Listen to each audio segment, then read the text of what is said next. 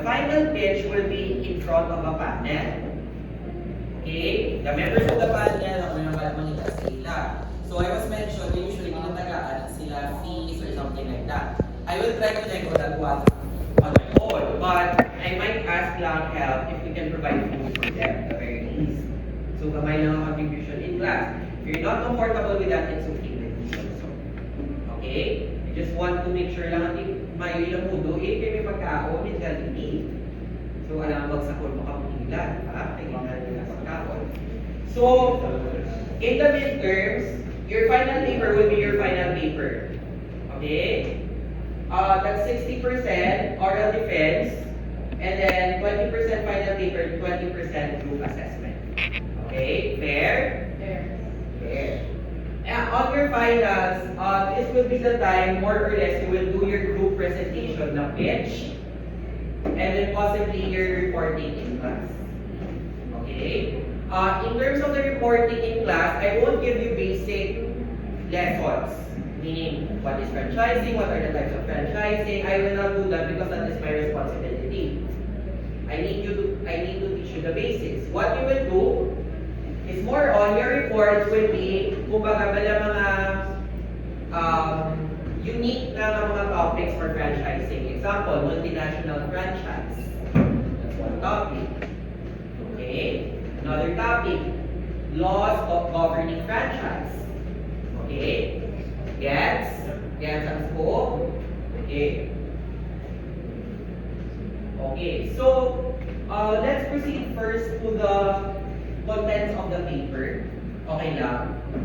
So that you could already take note of what to prepare for the paper. Okay?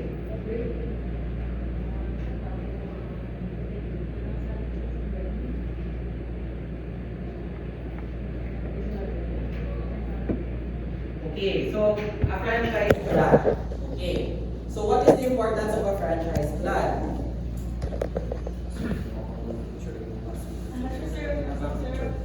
Okay, sorry, I have to stand here. Okay, tagda ko sa screen. So, it's important to have a franchise plan because if it's structured, you're able to identify your business model. You're able to establish financial projections, marketing strategies, and operational plans.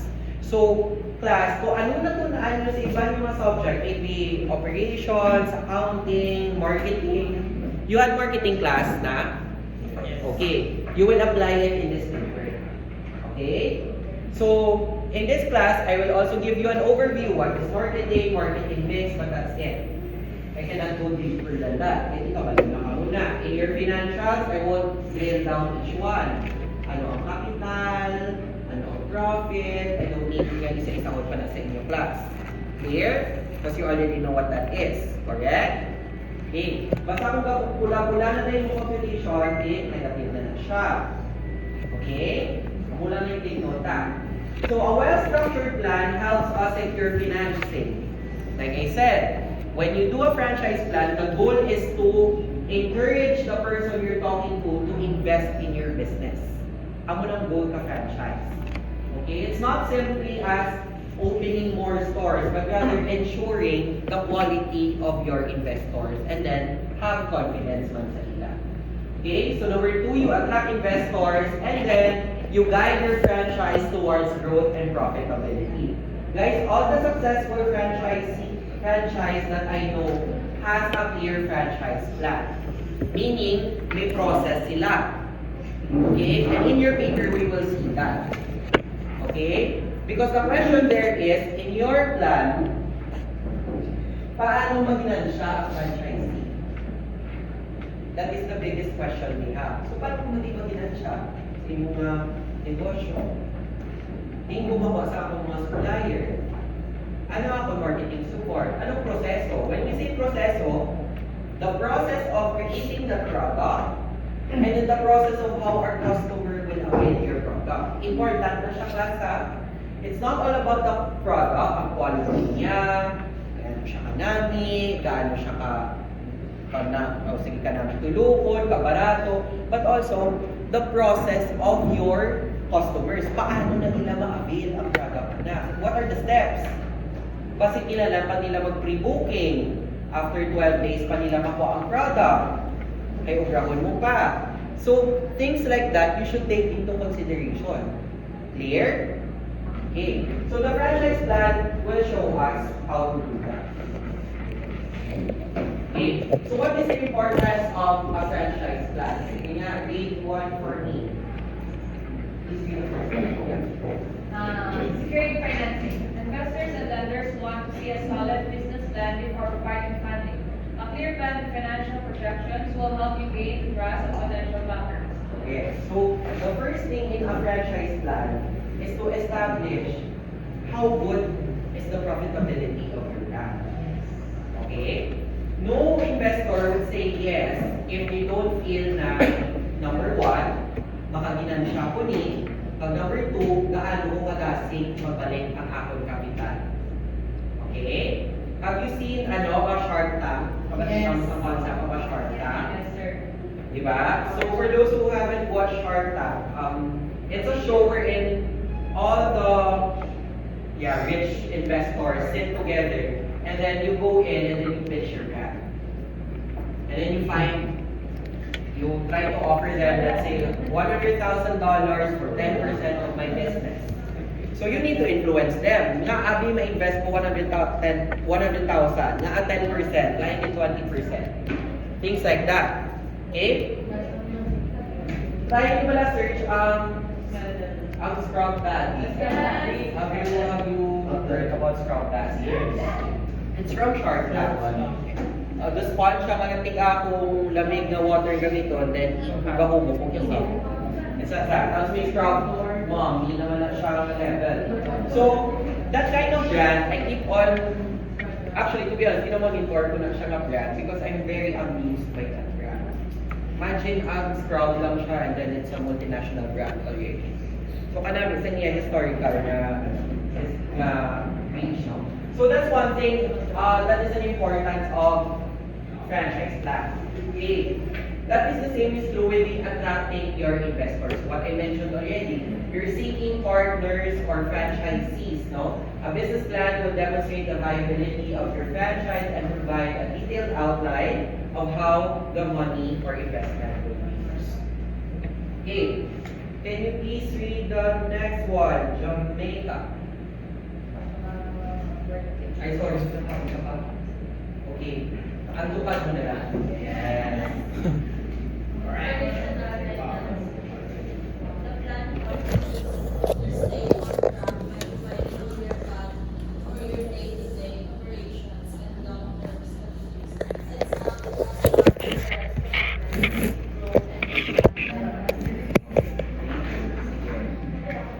So, it's also important that you have a franchise plan because in your franchise plan, it will show your day-to-day operations. What is your start of day, what is your end of day, what is your process. So when we franchise Tapo, not only they have their financial statements, they also have an operational guide. Because all of our takoyakis are made from scratch. Okay? We get from a commissary certain ingredients. But in terms of mixing everything, the number of eggs, the time you spend to cook the takoyaki, it's all in the operational guidelines. Because based on how you follow those metrics will be the basis of your profitability. If gagamit ka sobrang ingredients sa pagbalik sa imong takoyaki, you're not yielding profit. Na ginakaon mo imong capital. So that is very important to look into your operational guide if how much magiging standard. In a serving, gano'n katako dapat ang cheese sauce, gano'n katako ang cheese slice. Okay, things like that, ay na siya. So same is true with services. So how much is your price range should be? How much is your target market? In terms of the services we offer you. You know, one thing when we do kasi franchise, if it's a big company, they already have a set of operational guidelines. And they're very strict about it. Example, Potato Corner. When you go to almost every Potato Corner branch, it almost looks the same. Diba? Siyempre, except the person handling the food. But in terms of the flavor, in terms of the measurement, diba, ginakilo, ginagani nila, ginakilo, ginagabis ka ng gamay na lang ng kabaso. So, if you think about it, that's how they gain profit. Not because they randomly put na mapuno ang isa ka bucket, okay na din. But rather, ginakilo na nila because na-estimate na ng franchise owner how much is your profitability if mag-stick ka sa amulami na serving size. Okay? Also, in terms of operational guidelines, may hara na sila mga FAQs, frequently asked questions. Alam na siya. So if you can see, even if you go to Bonito Corner branch, no, mares na sila na ng flavor. Hindi ka pwede ka make your own flavor na with Bonito Corner. They're very strict about it. Okay? In terms naman of our franchise, with Kapo-Kapo, it's the same. We can't offer any other flavors unless approved by the management. But we're free to add in any drink or beverage. Kawala, we want gulaman, soft drinks, water to partner up. It all depends on you. Everything can be seen in your operational guidelines. Okay? And lastly is mitigating risk. Sige nga, Flores. Ay, ikaw. Sige. Can you read the last one? Mitigating risk? A strong business plan includes risk assessments and contingency planning, helping you to foresee and prepare for potential challenges. Okay, thank you. So, Carl, why do you think mitigating risk part of franchise plan? Why is it important in a franchise plan that we have those things?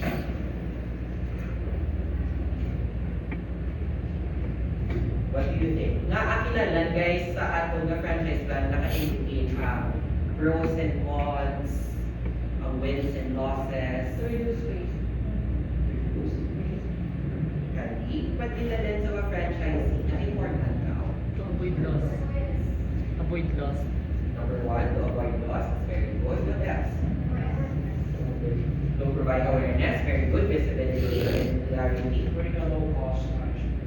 Okay, possible. Very good. To create a low cost management. Now, to save waste or to low cost management, that's one consideration. No? But in terms of mitigating risk, that is correct. We want to reduce the losses and we want to be clear.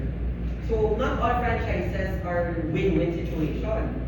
So, kinatag mo na sa ila na in case ka kung tao ako ng loss mo, in case hindi ka kabaligyan in a day ang operational losses mo. And you have to be clear about it. So, in franchising, we will also learn the ethics behind franchising, which is connected to advertising, false advertising, not meeting the expected standards. So, guys, please be aware, no? Kung ang mga franchise stores, may contract na sila, yung mga 50 pages. Diba mo na kung ang kontrata? Usually, ano behavior sa tao, kung pinapapirma ni sa imo, tapos 50 pages. Pirma lang. Correct, pirmahan mo na lang na. Diba? Because number one, kasali ka sa brand. Diba? Okay, kasali ko na, hindi mo dito partner ha, sige go ta. But, sometimes we neglect that in a franchise, when you sign a contract with a franchisor, basta naka-indicate na ang royalty fees, renewal fees, non-complete disclosure, if you go bankrupt, what will happen, higher na sa contract nyo. So in terms of your franchise plan, you will also be showing that one. Okay? Why is that important? Think, kabalo kami, mga franchisee, mga short-term live. Kontrata nyo 12 months, 6 months lang yung kaya nila. Okay, so what will happen? What are your next steps? Kuha mo na matabo. Correct, ikaw na bahala. As franchisor, salbon mo na lang yung negosyo, isa ka magsirani. Correct? Because later on in franchising, you will also understand the value of maintaining all your franchisees. Okay, kaya na-experience na naman sa Taco-Taco. Remember, there are 12 of us in Negros. Sometimes, kung isa lang takang pumalya, tanan kami ginanaglamuhan. Na-experience ko na. One branch, kalaway sa ilang takoyaki, kami, pati kami sa itikita na lagi. Kami pag inakigan. Natik, ato sa inyong branch na ako ni, ay ma'am, hindi na ako ma'am, lain na ka-franchisee. Ay, hindi naman tayo magbakal. Okay, titiri na lang po. Okay, win-win. But like I said, as a franchisor, that was also one learning. Kailangan, i-maintain mo man quality franchisees mo. Because they carry your brand. Yes. Okay? They carry your brand. So, kamo as franchise consultants in the future, If you work in the world of leasing, this is very crucial. How you understand a franchise. If mag-events ka, if you come to food, kasi ba naman pa-event lang ka muna sa UNOR, and then you find a pool of tenants, that could be a good thing to consider. Kasi you're like letting them rent, and they have to have a contract. So what if on the third day, wala sila nagpakita? Wala pa sila kabayad sa rent, di ba? And you don't have a clear contract on that.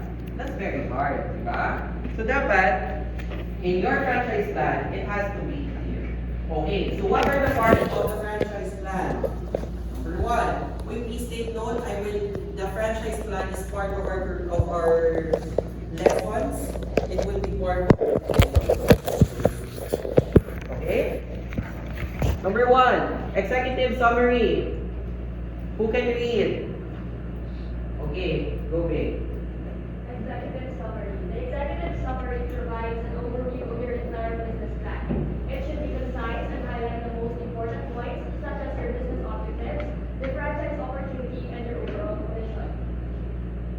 Since this is the first section investors and lenders will read, make sure it's Since this is the first section investors and lenders will read, make sure it's compelling and to the point. Key components include the franchise opportunity, mission statement, vision for the franchise, brief description of your products or services, and financial highlights and projected return on investment or ROI. Okay, need to be. So very clear. The executive summary is the top line of your franchise plan. Okay? That is the first page na ginabasa sa mga investors. Kabalo ka muna, all investors are the same. May mga investors nga mapisan, basahon na nila to the very last page. But may mga investors or franchisees, sa executive summary mo pala, if they're not happy with it, then we won't proceed with the plan. Okay? Sounds unrealistic, but it happens in real life.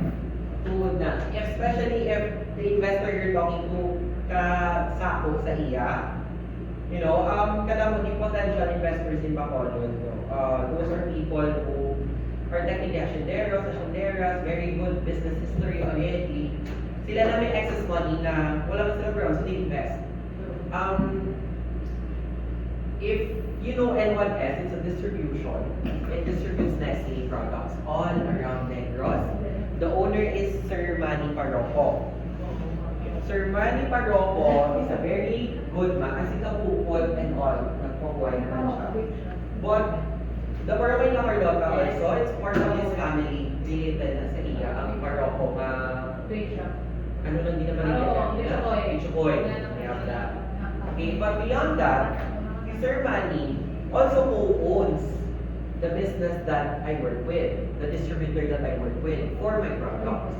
So you see, there are a lot of investors all around Bacolod, even when you talk about a hospital. Have you seen the hospital near North Terminal? Ang APMC? Ang ginaubra ka lang? Napila na ka years? Yes. Oh, hindi mo na pag-judge kaya basta.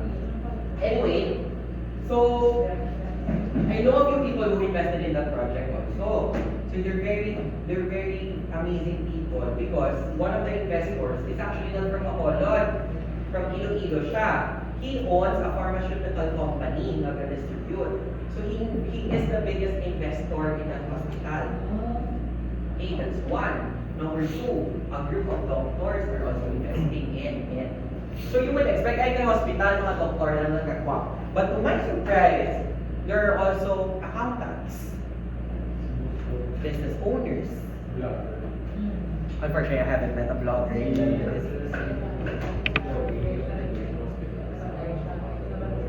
Oh, so that's also a good point, no? So, in you see, an investor could be anyone who has extra money and capital. So your goal as a franchise consultant, as a possible franchise owner, is to influence them to invest. Kaya kabalo ka mo class, if you have a product or service and you want to go into SM, like us, if it's a small booth, an average monthly is around 42,000. Monthly. So imagine ko bilang nakakiyaki, hindi naman yung every day. So guys, makalo ka po to be. It's not 4 pieces lang. pa niya. So it's 42,000. So imagine, that's only 4 square meters. So imagine if it's 120 square meters. Mga Makinasal, Jollibee. So that would range around 200 to 250,000 monthly. Dalat ng mga yung Pilipino. That's rent. That's rent. Usa. Marketing, yes. Because that is how SM works. Because you know, in SM, to be fair with SM, how they market themselves ha. Uy, invest ka sa amin kay for sure hindi ka mawag ang tao. Which is true. Period. Just to share to everyone, our daily in SM, ang kakuyapi namin is at 150 lang. Saka, we usually average to 1 to 14,000 a day. On a good month, December, tamo bonus, kisa agad ikaw makakikiki to 20,000. A day. So imagine, by God's grace. Correct. Uling natin, Lord. But my point here is, SM sticks to their promise. No? But of course, it entails also yung cost. So ano nga ka man na mag-assess sa imong product in terms of your franchise fee? Okay? Hindi kaya pwede guys karando hambal na uy ang franchise kasi sa ako na store of 500,000. Hindi na siya pwede guys ha. You have to be clear na ang 500,000 house ibe nga akilala 500. So when you create the franchise plan, think of the finances also. Okay? O mabay ka 80,000 di siya kay kabalo ka. So buong minima kapit ka franchise tanan sila gaginan siya. Okay. So how will you do that? You will also show your numbers when you do your franchise plan. Okay? Clear? Okay. Yes. Okay. Number 2 is market analysis. Yeah, you would like to read? Go ahead. So, market analysis is a critical part of the business plan as it demonstrates understanding of each business. Market automation and competition. So, this should include the scope of view, the target market, analysis, and location analysis.